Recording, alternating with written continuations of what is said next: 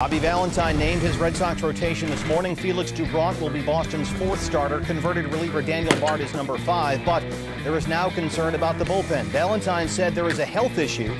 One of the Red Sox relievers would not elaborate. New closer Andrew Bailey, who hasn't pitched in a big league game since March 25th, was supposed to pitch yesterday against the Rays. Buster, he did not. Is Bailey injured? Yes, he's got a problem with his thumb. Now, the Red Sox won't know for a couple of days exactly what his situation is. They're going to wait and see then, and then they'll make a decision. It's possible that they're going to backdate him on the disabled list. That way, he'd be eligible sometime in the first 10 days of the season. But it looks like the Red Sox are going to open their season without Andrew Bailey available as their closer. And they just announced their whole new rotation plan here. Does that suddenly get scrapped? Well, no, I don't think it does for now. Bobby Valentine told reporters today, look, I'd be comfortable if Alfredo Aceves was the guy who was closing games. And that's interesting, of course, because he's a name that hasn't been brought up at all until today. All right, let's take a look now at Bobby Valentine's Boston Red Sox rotation here. He named it this morning. It goes Jon Lester. He'll get Boston's opening day start. That's at Detroit. You can see that game Thursday, 1 o'clock Eastern, live on ESPN2. Josh Beckett is number 2, followed by Clay Buchholz.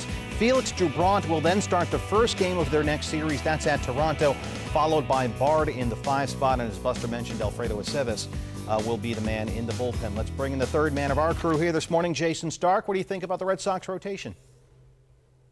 Well, Steve, you know, there seems to be a perception here that Bobby Valentine lost some kind of battle, that he wanted Daniel Bard in the bullpen. But we all need to remember something. This is not the debate team. This is a baseball team, and the organization is allowed to make that decision. But having said that, I would say there are a lot of people in the sport who wonder if Daniel Bard has the pitchability to be a starter and go through the lineup 3 times. So now he's going to get an opportunity to prove he can. Jason, pitchability, what does that mean? Well, we know that this guy has tremendous raw stuff, Steve. But, you know, to go through a lineup multiple times in the course of a game, which he hasn't had to do in the big leagues, you've got to rely on changing patterns, having the kind of repertoire where you can use 3 pitches and consistently get out good hitters.